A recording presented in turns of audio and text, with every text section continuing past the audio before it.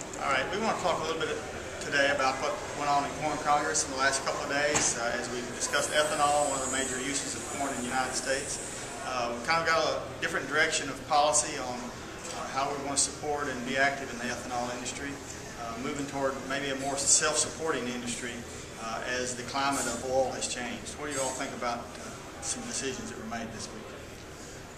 Well, I think a lot of the decisions made on ethanol indicates that our organization is working in a positive way of getting ethanol out in the forefront where the public can understand what it's all about. I think another good policy that we've tried to make a priority here is to work to get a better market share for ethanol and get that message out to the public so that we have maybe expanded use for ethanol, a better understanding of what those uses can be that will help get us away from some of the credits that Congress has provided for ethanol up to this point to get it up and running.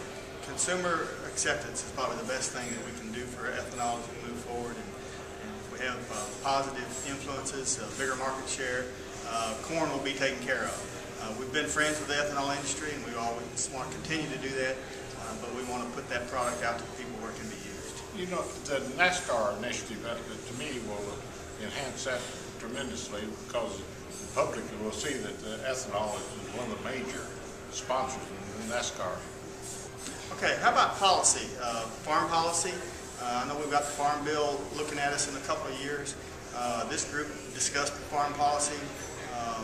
Where do we go from here on farm policy?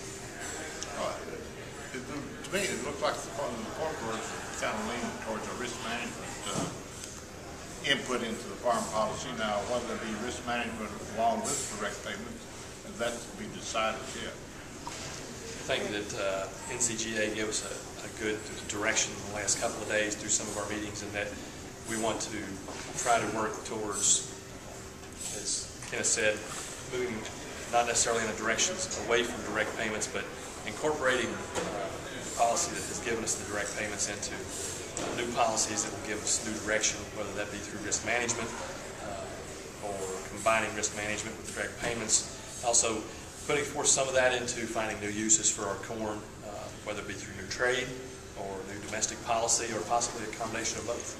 I think it's important to remember that National Corn Growers has always been a relied source on information about how do we design farm policy, how do we design the Farm Bill. Now we're in a new era. We've got to be budget conscious. We realize that there's not as much money out there as there has been. We are enjoying extremely good times in the corn production business as it relates to prices, but we also can all remember times that weren't that good. Safety nets are vital.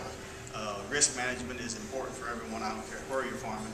And so those things we want to kind of look toward using in the future. Right.